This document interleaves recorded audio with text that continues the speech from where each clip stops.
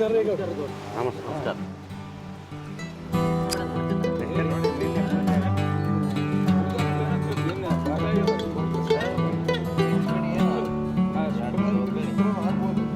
ನೋಡ್ನಾಗಪ್ಪ, ನಮ್ಮ ಹಿಂದಿನ ಕಾಲದಲ್ಲಿ ಬಂದ ಪದ್ಧತಿ ಏನಪ್ಪ ಅಂದ್ರೆ, ಯಾವಾಗ್ಲೂ ಈ ನ್ಯಾಯದ ವಿಷಯ ಬಂದಾಗ ಮೊದ್ಲು ಸಣ್ಣವ್ರು ತಗೊಂಡದ್ದು ಆಮೇಲೆ ದೊಡ್ಡವ್ರಿಗೆ ಕೊಡ್ಬೇಕು. ಹೌದಿಲ್ಲಪ್ಪ ದೈವದವ್ರು? ಹೌದೌದೌದು ನಾಗಪ್ಪ, ಅದಕ್ಕಂತ ನಾವಿಲ್ಲಿ ನ್ಯಾಯಾಲಯಕ್ಕೆ ಬಂದೀವಿ. ಮೊದಲು ತಮ್ಮ ತಗೊಂಡು ಬಿಟ್ಟದ್ದನ್ನ ಆಮೇಲೆ ಅಣ್ಣ ತಗೋಬೇಕು. ಅದು ಇವ್ರ ಪದ್ಧತಿ. ಹೌದಲ್ರಿ ಗೌಡ್ರೆ? ಯಾಕಪ್ಪ ಗೌಡ ಅತ್ತ ಅಪ್ಪುಗುಟ್ಟ ನಾವೇನು ಹುಟ್ಟಿಲ್ಲನು? ಹೆಂಗಪ್ಪ ಗೌಡಿದು? ಏ ಹುಚ್ಚ, ಆತ ಹುಟ್ಟಾನ ಈತ ಹುಟ್ಟಾನ ಅಂತ ಅಲ್ಲಲ್ಲ, ಅದು ಮೊದಲಿಂದ ಹೆಂಗ್ ಬಂದ ಹಂಗ್ ಪದ್ಧತಿ ಪ್ರಕಾರ ನಡ್ಕೊಂಡು ಹೋಗೋದು. ನಾಗಪ್ಪ ತಲೆದಾಗ ಒಪ್ಪಿಗೆ ಅಂತ ಲಿಂಗಪ್ಪಗೊಂದು ಮತ್ತೆ ಕೇಳ್ಬಿಡು. ನಾವ್ ಹೇಳಿದ ಒಪ್ಪಿಗೆ ಅದಲ್ಲೋ ನಿಂಗಪ್ಪ. ಗೌಡ್ರೆ, ನೀವು ಹೇಳಿದಂಗೆ ಆಗಲ್ರಿ. ಯಾರಿಗೋ ಇಬ್ಬರಿಗೆ ಅನ್ಯಾಯ ಆಗಲಾರ್ದಂಗ ಹಂಚಿ ಬಿಡ್ರಿ ಸಾಕು. ನೋಡ್ ನಾಗಪ್ಪ, ನಿಂಗಪ್ಪ, ಇವಾಗ್ಲೇ ಸರಿಯಾಗಿ ಕೇಳಿಸ್ಕೊಂಡ್ ಬಿಡ್ರಿ. ಮತ್ತೆ ಆಮೇಲೆ ಅಣ್ಣ ತಮ್ಮರು ಗುದ್ದಾಡ್ಕಂತ ಕುಂತ್ಕೋಬೇಡ್ರಿ. ಅರ್ಥ ಆಯ್ತಿಲ್ಲ ನಿಮ್ಗೆ? ಅದೇನು ಗೌಡ್ರೆ, ಇಬ್ರು ಕಿರಿಕಿರಿ ಬೇಡ. ಅದೇನಂಬೋದು ಬಾಂಡೆ ಬರೆದು ಕೊಟ್ಬಿಡ್ರಿ. ಕೊಡಲ್ಲಿ ನೋಡ್ರಪ್ಪ ಗೌಡ್ರ ದೇವ್ಯ, ಇರೋದು 16 ಎಕರೆ ಭೂಮಿ ಅದ. ಇಬ್ಬರು ಅವ್ರ ಅಣ್ಣ ತಮ್ಮರು, ಅವ್ರನ್ನ ಗುದ್ದಾಡೋದು ಬೇಡ. 4 ಎಕರೆ ನಿಂಗಪ್ಪಗ ಸವಳಲ್ದಾಗಿರಲಿ, 4 ಎಕರೆ ನಾಗಪ್ಪಗ ಮೂಡ್ಲದಾಗಿರಲಿ, ಇನ್ನ 4 ಎಕರೆ ಹೊಲ ನಿಂಗಪ್ಪಗ ಗಿರಿಸಿನ ಕೆರೆಯಾಗಿರಲಿ, ಇನ್ನ 4 ಎಕರೆ ಹೊಲ ನಾಗಪ್ಪಗ ಮೂಡ್ಲದಾಗಿರಲಿ. ಇಬ್ಬರಿಗೆ ತೆರಿಗೆ 8 ಎಕರೆ ಹೊಲ ಸರಿಭಾಗ ಆಗುತ್ತೆ. ಮತ್ತು ಇದಕ್ಕೆ ನೀವು ಏನಂತೀರಿ ಹೇಳಿ, ಏನಂಬೋದೊಂದು ಬಾಂಡಿನ ಮ್ಯಾಗ ಸಹಿ ಬರೆದು ತೆಲಿಗೊಂದು ಕಾಗದ ಕೊಟ್ಟು ಬಿಡಂಬ್ರಿ. ಇದಕ್ಕೆ ಮತ್ತೆ ನೀವೇನಂತೀರಿ? ಒಪ್ಪಿಗೆನಪ್ಪ ನಿಂಗಪ್ಪ? ನಾಗಪ್ಪ ಆಯ್ತಿಲ್ಲ, ನೀವು ಮತ್ತೆ ಗುದ್ದಾಡ್ಕಂತ ಇರಬಾರ್ರಿ. ಎಲ್ಲ ಬರೆದು ನಿನಗೊಂದು ಅತಗೊಂದು ಕೊಟ್ಟು ಬಿಡ್ತೀವಿ. ತಾಂಡ್ ಮನೆಗೆ ಇಟ್ಕೊಂಡು ಆರಾಮ್ ಬಾಳೆ ಮಾಡ್ಕೊಂತೀನಿ. ಆಯ್ತಿಲ್ಲ?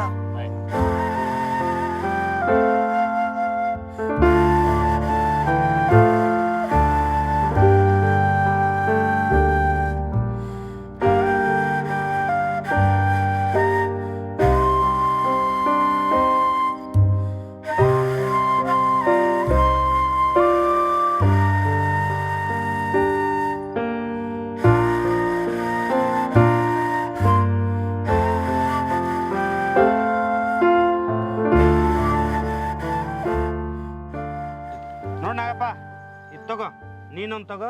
ನಿಂಗಪ್ಪ ಕೊಟ್ರಪ್ಪ, ಅದನ್ನ ಸರಿಯಾಗಿ ಇಟ್ಕೋರಿ. ಆಯ್ತಲ್ಲಪ್ಪ, ಎಲ್ಲ ಹೇಳ್ಬಿಟ್ಟಪ್ಪ.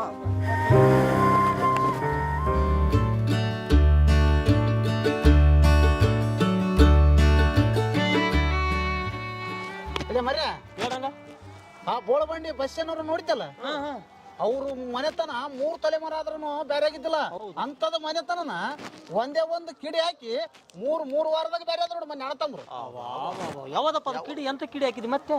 ಏನ್ ಗೊತ್ತದಿಲ್ಲ, ಅವ್ನು ದೊಡ್ಡವನ ಇದಾನಲ್ಲ, ಅವ್ನು ಬೆಳಿಬೆಟ್ಟು ಹಾಕ್ಯನು ಗಬ್ಬರು ಅವೆಲ್ಲ ಸಿಟಿಗೆ ಹೋದ್ ಡಾಬಾದಾಗ ತಿಂದನು ಬಂದನು.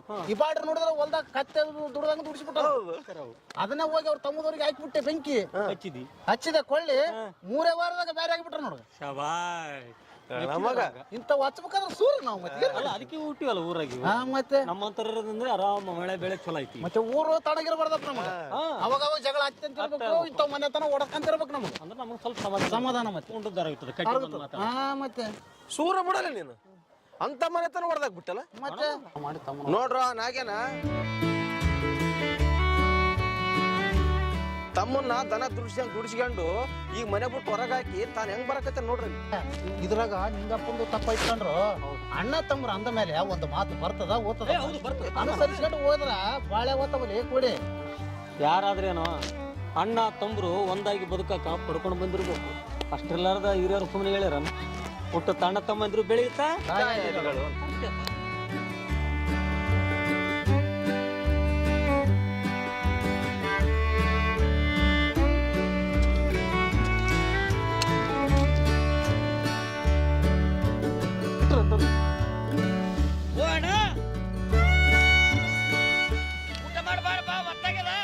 ಬಂದೆ ನಾನೇ ಬರ್ತೇನೆ.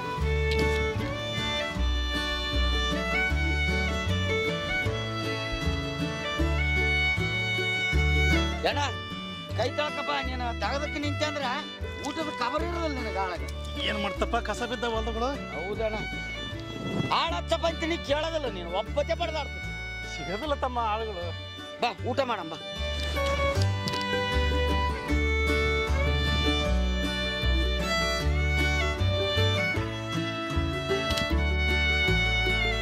ಅಣ್ಣ ಊಟ ಮಾಡೋಣ. ನೀನು ಊಟ ಮಾಡಪ್ಪ. ಇಲ್ಲ ಅಣ್ಣ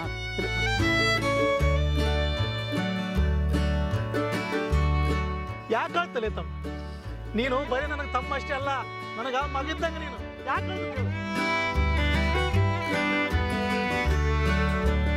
ಅಣ್ಣ ಯಾವ ಜನ್ಮದ ಪುಣ್ಯ ಅಣ್ಣ ನಿನ್ನಂತ ಅಣ್ಣನ ಪಡೆದಣ್ಣ ನಾನು. ನೋಡ್ತಮ್ಮ, ಎಲ್ಲರೂ ಹೇಳ್ತಾರ ಯಾವ ಅಣ್ಣ ತಮ್ಮರು ಒಂದಾಗಿ ಬಾಳಾಗಿರುತ್ತ. ಆ ಮಾತು ಸುಳ್ಳು ಮಾಡುತ್ತಮ್ಮ, ಸುಳ್ಳು ಮಾಡಮಪ್ಪ. ಆಯ್ತಣ್ಣ. ಇಬ್ಬರು ಕೂಡಿ ಕಷ್ಟಪಟ್ಟು ದುಡಿದು ಒಂದಾಗಿ ಮಾಡವಪ್ಪ, ಒಂದಾಗಿ ಮಾಡವ.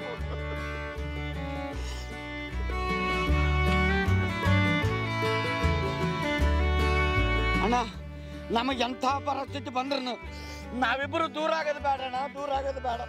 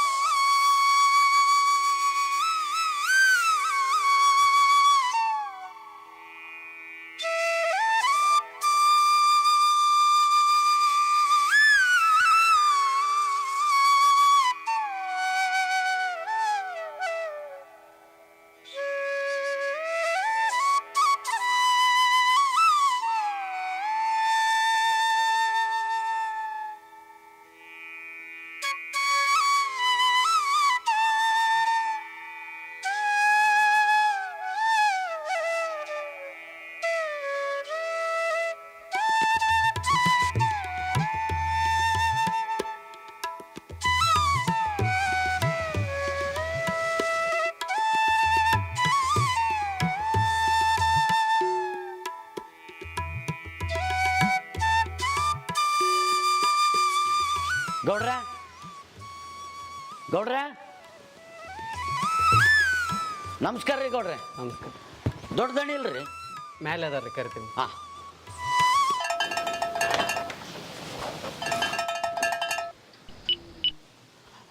ಅಣ್ಣ ಅದೇ ಅಣ್ಣ 2 ಗಾಡಿ ಹತ್ತಿ ಕಳ್ಸಿದ್ದಣ್ಣ, ಒಂದು 200 ಚೀಲ ನೆಲ್ಲು ಬಂದವಣ್ಣ. ಅದೇ ರಾಮಚಂದ್ರ ಅಣ್ಣ. ಹಾಂ ಅಣ್ಣ ಸ್ವಲ್ಪ ರೇಟ್ ಒಂದು ಸ್ವಲ್ಪ ನೋಡಿ ಮಾಡಿಸ್ಬಿಡಪ್ಪ ಅಣ್ಣ. ಅಣ್ಣ ಅಣ್ಣ ಬರ್ತೀನಣ್ಣ, ಒಂದು ಅರ್ಧ ತಾಸು ಲೇಟ್ ಆಗ್ತಣ್ಣ. ಅದೇ ಅಣ್ಣ ನಾನು ಬರ್ಬೇಕಂಬದು ಏನದಪ್ಪ, ಎಲ್ಲ ನಿಂದೇನು ನಂದೇನು ಇದ್ದಂಗೆ ಇರ್ತಲ್ಲ ಅಣ್ಣ, ನೋಡಿ ಮಾಡಿಸ್ಬಿಡೋಣ. ಅದೇ ಅಣ್ಣ ಇಲ್ಲಿ ಲಗ್ನ ಪತ್ರ ಕೊಡೋಕೆ ಬಂದಾರ, ನಾನು ಆಮೇಲೆ ಮಾತಾಡ್ತೀನಿ ಅಣ್ಣ. ನಮಸ್ಕಾರ ರೀ ಗೌಡ್ರೆ.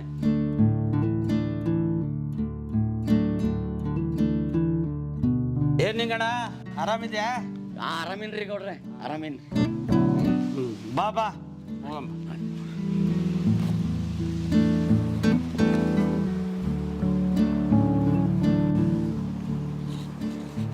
ಬಾರ ನಿಂಗಣ್ಣ ಕೂಡು.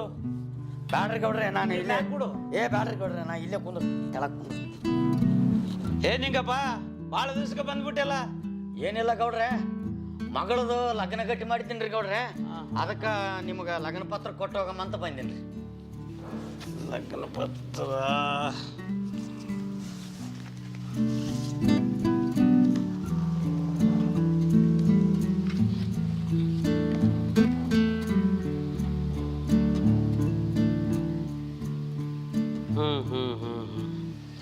ಮುಂದಿನ ವಾರನೇ ಅದ ಗೌಡ್ರಿ. ಆಯ್ತು ಸರಿಯಪ್ಪ ಬರ್ತೀನಿ. ಆಯ್ತು. ನಿಂಗಣ್ಣ ವಯಸ್ಸು ಇಷ್ಟು ಜಲ್ದಿ ಓದ್ತಾವ ಅನ್ನೋದು ಗೊತ್ತಾಗ್ಲಿಲ್ಲ ನೋಡು. ನಿನ್ನ ಮಗಳು ಮದುವೆ ವಯಸ್ಸಿಗೆ ಬಂದಾಳ ಅನ್ನೋದು ಈ ಲಗ್ನ ಪತ್ರ ನೋಡಿದ ಮಗನೇ ಗೊತ್ತಾಗಿತ್ತು ನೋಡು.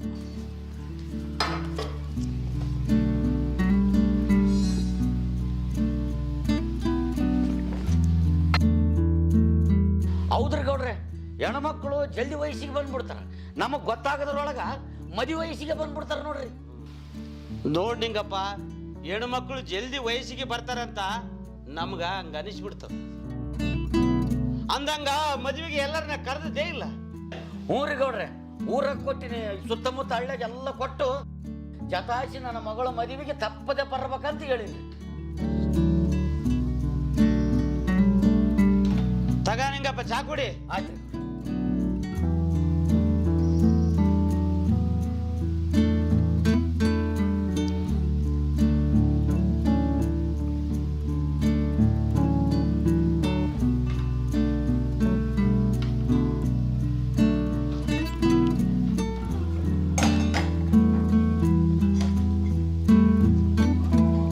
ಅದಕ್ಕೆ ಅಂತಾರೆ ನೋಡ್ರಿ ಗೌಡ್ರೆ, ದೊಡ್ಡ ಮನೆಯವ್ರದ್ದು ದೊಡ್ಡ ಗುಣ ಅಂತ. ನಾನು ಕೇಳಲಾರ್ದ ನೀರು ಕೊಟ್ರಿ, ನಾ ಕೇಳಲಾರ್ದ ಚಾನು ಕೊಟ್ರಿ. ನಿಮ್ಮಂಥ ದೊಡ್ಡ ಮನೆಗಳು 100 ಕಾಲ ತಣ್ಣಗಿರ್ಲ ಪೋಯಪ್ಪ. ಅಂದಂಗ ನಿಂಗಪ್ಪ, ನಿಮ್ಮ ಅಣ್ಣ ನಾಗಪ್ಪನ ಮದುವೆ ಕರೆದೇನು? ಹೇಳಿ ನಿಂಗಪ್ಪ, ನಿಮ್ಮ ಅಣ್ಣನ ನಿನ್ನ ಮಗಳ ಮದುವೆಗೆ ಕರೆದಿದ್ದೇ ಇಲ್ಲ? ಇಲ್ಲ ಗೌಡ್ರೆ, ಕರೀಲಿಲ್ಲ. ಯಾಕೆ ಕರೀಲಿಲ್ಲ? ಹಿಂದಕ್ಕೆ ಜಗಳಾಡಿ ಸಲುವಾಗಿ ಕರೀಲಿಲ್ಲೇನೋ? ಹೌದ್ರಿ ಗೌಡ್ರೆ, ಕರೀಲಿಲ್ಲ ಗೌಡ್ರೆ, ಕರೀಲಿಲ್ಲ.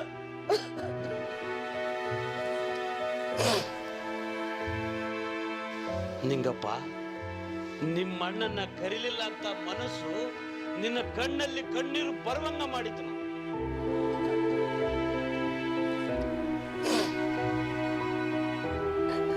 ನಿಂಗಪ್ಪ, ಈ ಪ್ರಪಂಚದಲ್ಲಿ ಒಳ್ಳೇದು ಕೆಟ್ಟದ್ದು ನಡೆದ್ರೆ ಮೊದಲು ಬರೋದು ಅಣ್ಣ ತಮ್ಮಂದ್ರಲ್ಲಿ, ಹೊರಗಿನವ್ರು ಅಲ್ಲಲಿ, ಹೊರಗಿನವ್ರಲ್ಲ. ನೋಡ್ ನಿಂಗಪ್ಪ, ಒಳಗಿನವರು ಒಳಗಿನವ್ರ, ಹೊರಗಿನವರು ಹೊರಗಿನವ್ರ. ಹೊರಗಿನವ್ರನ್ನ ಮಾತು ಕೇಳಿಸಿ ಒಳಗಿನವ್ರನ್ನ ದೂರ ಮಾಡಿಕೊಂಡ್ರೆ ನಾಳೆ ಸತ್ತಾಗ ಮಣ್ಣು ಹಾಕುವಾಗ ಹೊರಗಿನವರು ಇರೋದಿಲ್ಲ, ಒಳಗಿನವ್ರ ಇರಬೇಕು. ಹಳೆ ಜಗಳಕ್ಕ ಇದ್ದೊಬ್ಬ ಹಣ್ಣನ್ನ ಮರೆತು ಮಗಳು ಮದುವೆ ಮಾಡಾಕ ಮನುಷ್ಯರು ಹೆಂಗ ಬಂತು ನಿಂಗಪ್ಪ?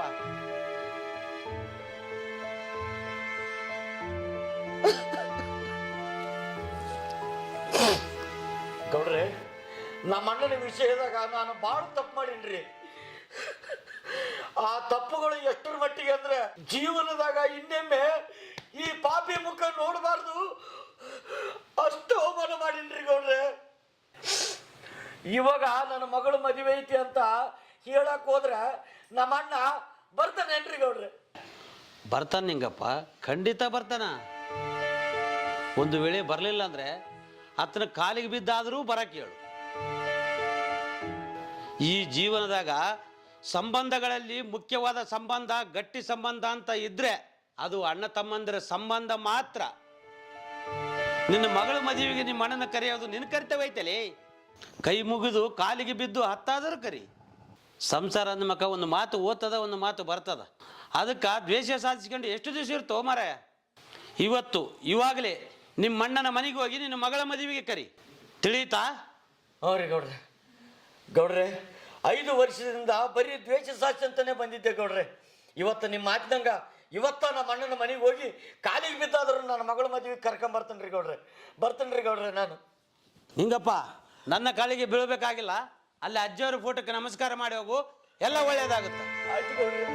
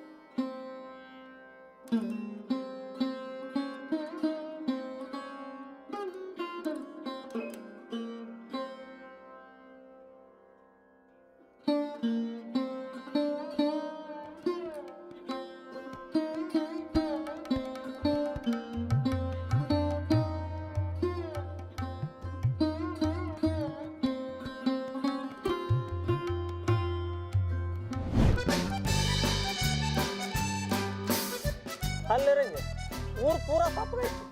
ಅವಾಗ ಜಗಳ ಪಗಳ ಆಯ್ತಿರ್ಬೇಕು ಅಂದ್ರೆ ಊರು ಸಮಾಧಾನವಾಗಿರ್ತದೆ, ನಮಗೂ ಒಂದು ಸ್ವಲ್ಪ ಬೆಲೆ ಇರ್ತೈತೋ. ಮತ್ತೆ ಅವಾಗ ನಾವು ಇಂಥ ಪುಣ್ಯ ಕೆಲಸ ಮಾಡಿದ್ರೆ ನಾವು ಇದ್ದದಕ್ಕನ ಬೆಲೆ ಬರ್ತದೆ ಬೇಕು ಕೊಡಿ. ಹೌದಲ್ಲ? ಊರ್ ನೋಡಗ ಸಬ್ಬಾಗ್ಬಿಡೋದ ಊರ್ ಎಂಬುದು.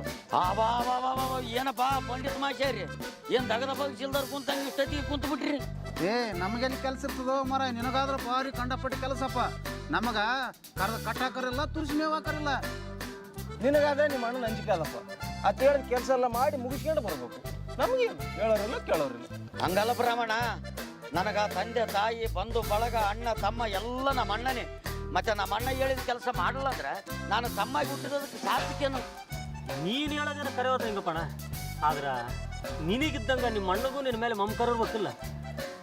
ನೋಡಪ್ಪ, ನಿನಗೊಬ್ಬರ್ಗ ಹೊಲ್ದಾಗ ಕೆಲಸ ಆಗ್ತಾನೆ, ತಾನು ಒಳ್ಳೊಳ್ಳೆ ಕಾರ್ಯಕ್ರಮ ತಿರುಗಾಡ್ತಾನೆ.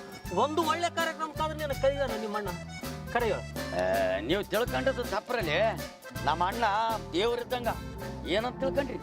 ನಿಂಗಣ್ಣ ನಿನ್ನಂಗ ಈ ರಂಗನ ತಿಳ್ಕೊಂಡಿದ್ದ, ಅಣ್ಣನೇ ದೇವ್ರು ಅಂತ ತಿಳ್ಕೊಂಡಿದ್ದ. ಆಮೇಲೆ 10 ಲಕ್ಷ ಸಾಲ ಒರಿಸಿ ಮನೆಯಿಂದ ಹೊರಗೆ ಹಾಕಿದ್ರ. ಬೇಕಿದ್ರೆ ಕೇಳ ರಂಗಣ್ಣ.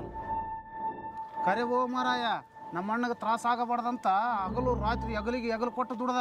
ಅವು ನಮ್ಮನು ಭಾಗ ಆದ ಮೇಲೆ ತನ್ನ ಮಕ್ಕಳು ಸಾಲಿ ಸಲುವಾಗಿ ಮಾಡಿದ ಸಾಲದಾಗ ಅರ್ಧ ಸಾಲ ನನಗ ಒರಿಸಿದ. ಆ ಕಳ್ಳ ನನ್ನ ಮಗ ಈಗ ಆ ಗೌಡನ ಜೊತೆ ಕಟ್ಟಿ ಬಡ್ಡಿ ಕೊಟ್ಟು ಮೆರೆದಾಡಕತ್ತನ. ನಮ್ಮ ಪರಿಸ್ಥಿತಿ ನೋಡ್ಗ, ಇಲ್ಲಿ ಕಟ್ಟಿ ಕುಂತು ಆಡಿಕೆದ ಒಂದು ಬಂದದು. ಯಾವ ಅಣ್ಣ ತಮ್ಮಂದ್ರೆ ಅಷ್ಟೇ, ಹುಟ್ಟುತ್ತಾ ಅಣ್ಣ ತಮ್ಮಂದ್ರು, ಬೆಳೆಯುತ್ತಾ ದಾಯಾದಿಗಳು. ನಾವು 3 ಜನ ಅಂತರೂ ದಡ್ಡರಾಗಿ ಕಟ್ಟಿ ಕುಂತ್ಕೊಂಡಿವಿ. ನೀನು ಸ್ವಲ್ಪ ಹುಷಾರಾಗು, ವಿಚಾರ ಮಾಡು ನಿಂಗಣ್ಣ, ವಿಚಾರ ಮಾಡು. ಕರೆವಾದಲ್ಲೇ ತಮ್ಮ ನಿಮ್ಮ ಮಾತು. ಇದ್ರನ್ನ ವಿಚಾರ ಮಾಡಂತದೇ ಮಾತು. ಆಗಲಿ, ಓದ್ತೀನಿ, ಮನೆಗೆ ಓದ್ತೀನಿ.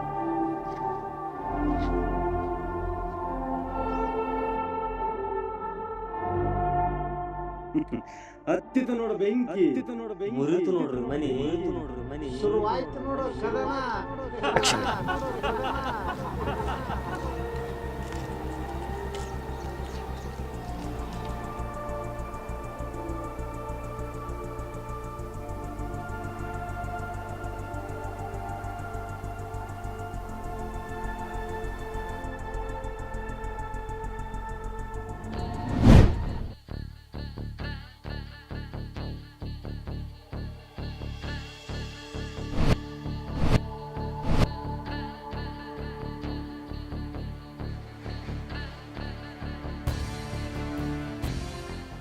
ಯಾಕಂದ್ರೆ ಮಾರಿ ಹೆಂಗ್ ಮಾಡ್ಕೊಂಡು ಕೂತ್ಕೊಂಡಲ್ಲ, ಊಟ ಮಾಡಿ ಹೊಲ್ಕೋಗ ಹೋಗ.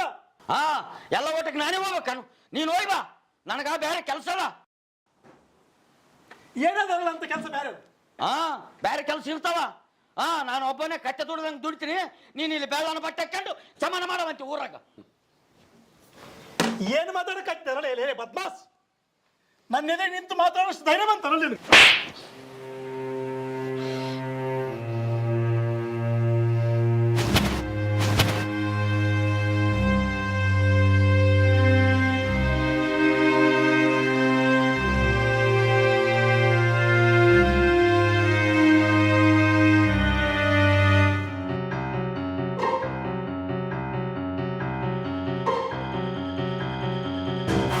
ಇಷ್ಟೆಲ್ಲ ಆದ್ಮೇಲೆ ನನ್ನ ಕೊನೆ ನಿರ್ಧಾರ, ನನ್ನ ಪಾಲನ್ನ ನನಗೆ ಕೊಟ್ಟು ಬಿಡು.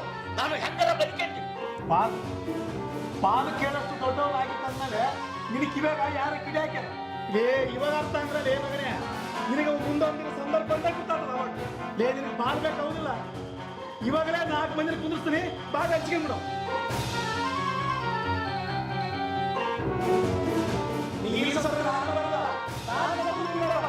ಮಗನ ಹೇಳಿ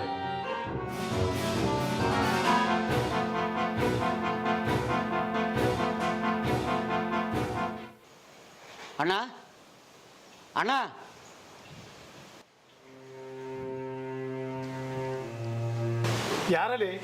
ಯಾರಲ್ಲಿ ನಿನ್ನ ಅಣ್ಣ? ಎಂದು ಆಸ್ತಿ ಭಾಗ ಕೇಳಿ ಭಾಗ ತಗೊಂಡಲ್ಲ, ಆವತ್ತೇ ಸತ್ತೋಯ್ತು ಅಣ್ಣ ತಮ್ಮರ ಸಂಬಂಧ. ಅಣ್ಣ ನಿಂದ್ರಣ್ಣ, ನಾ ಮಾಡಿದ್ದು ಕ್ಷಮಿಸಲಾರ ತಪ್ಪಂತ ನನಗೆ ಅರ್ಥ ಆಗ್ಯದಣ್ಣ. ಅಣ್ಣ, ನೀನಿಲ್ಲದ ಈ ತಮ್ಮನ ಬದುಕು ಅಪೂರ್ಣನ ಅಪೂರ್ಣ. ಓಹೋ, ಈ ತರ ಬಣ್ಣದ ಮಾತಿ ಮರಳಾಗವನು ಅಲ್ಲಲೇ ನಾನು. ಅವತ್ತು ತೊಡೆ ತಟ್ಟಿ ಮೀಸೆ ತಿರುವಿ ಪಾಲ್ ತಗೊಳಕಲ್ಕ ಎಲ್ಲಿ ಹೋಗಿತ್ತಾ ನಿನ್ನ ಬುದ್ಧಿ? ನೀನು ಹುಟ್ಟಿದಾಗ ಅಪ್ಪ ಹೋದ, ನಿನಗ ಬುದ್ಧಿ ಬರೋದ್ರೊಳಗ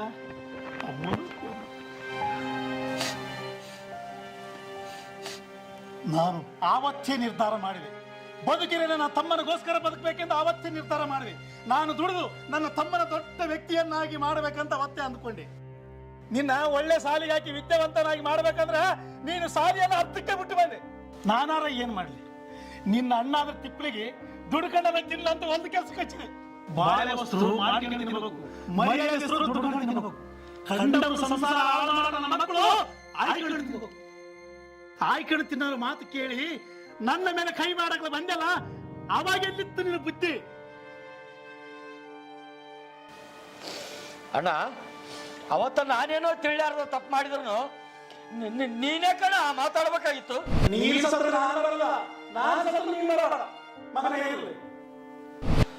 ಅದೇ ಸಿಟ್ಟಿನಾಗ ನಾನು ಹೋಗ್ಬಿಟ್ಟೆ. ಅಣ್ಣ, ಈ ವಾರದಾಗ ನನ್ನ ಮಗಳು ಮದುವೆ ಅದಣ್ಣ, ನೀನು ಖಂಡಿತ ಬರ್ಬೇಕಣ್ಣ. ಕರೆಯವ್ರನ್ನೆಲ್ಲ ಕರೆದ ಮೇಲೆ ಈಗ ನನ್ನ ಕರೆಯಕ್ಕೆ ಬಂದಿದ್ದಲ್ಲೇ. ನನ್ನ ಮ್ಯಾಗ ನಿನಗೆ ಪ್ರೇಮ ಇತ್ತಂದ್ರೆ ನಿನ್ನ ಮಗಳು ಮದುವೆ ಗಟ್ಟಿ ಮಾಡಕ್ಕೆ ಕರಿಬೇಕಾಗಿತ್ತಲ್ಲ. ಬದ್ಮಾಸ್ ಈಗ ಬಂದ ಅದಾಡ್ಕೆ ಅಂತ ಹೋಗಲೇ ಹೋಗ. ಅಣ್ಣ, ತಪ್ಪಾಗ್ಯದ ಅಂತ ಕೇಳಕತ್ತೀನಿ. ನೀನು ಬರಲಿಲ್ಲ ಅಂದ್ರೆ ನನಗೆ ಮಗಳ ಮದುವೆನೇ ಬೇಡ.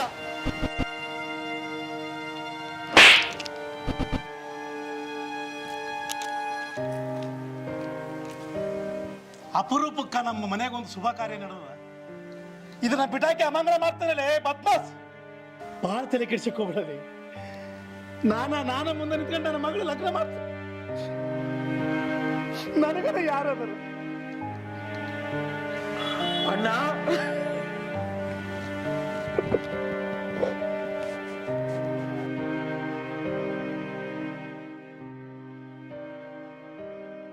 ನಾವು ಒಂದೇ ತಂದೆ ತಾಯಿ ರಕ್ತ ಹಂಚ್ಕೊಂಡು ಹುಟ್ಟಿದ್ರು, ಬೆಳೆಯುತ್ತಾ ದಾಯಾದಿಗಳಾಗ್ಬಿಡ್ತೀವಿ.